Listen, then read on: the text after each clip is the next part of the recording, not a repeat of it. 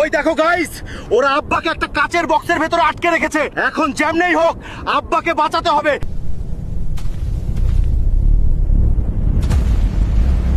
Human Hulk ISIS বাবা, আমারে বাঁচা বাবা, আমার অনেক ডর করতেছে, আমারে বাঁচা। এরা কেউ ভালো না, আমার অনেক ডর করতেছে। তোমার পোলা আইসা পড়ছে আব্বা, আমি তোমার এখনই বের করতেছি, তোমার কিচ্ছু হবে না। ওরা খারাপ মানুষ, আমি আজ দেখকে ছাড়মু। তুমি ভয় পাও না আব্বা। ভয় পাবে না কেন? ভয় পাওয়ারই তো কথা। আমরা তো আর কোনো সাধারণ প্রাণী না, আমরা শক্তিশালী হিংস্র ধ্বংসকারী। আমাদের অস্তিত্ব অনুভব করেই অবশ্যই ভয় পাইতে হবে। একমাত্র আল্লাহ ছাড়া আমি কাউকেই ভয় পাই না।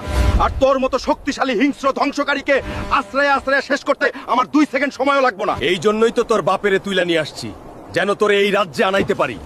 200 বছর পর অপেক্ষার প্রহর যে ভাঙলো।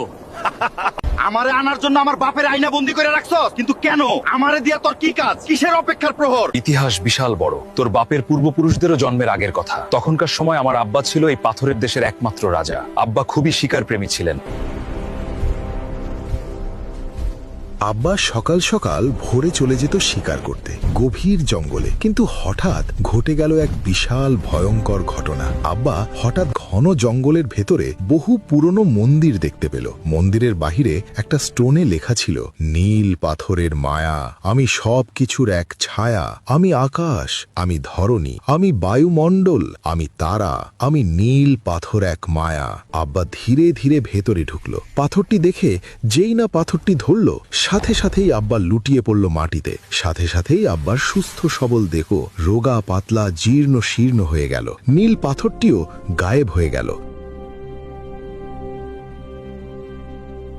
আমরা আব্বার চিকিৎসার জন্য আকাশ পাতাল এক করে ফেলছিলাম, কিন্তু অদ্ভুতভাবে আমাদের ধন সম্পদ আরো বাড়ছিল।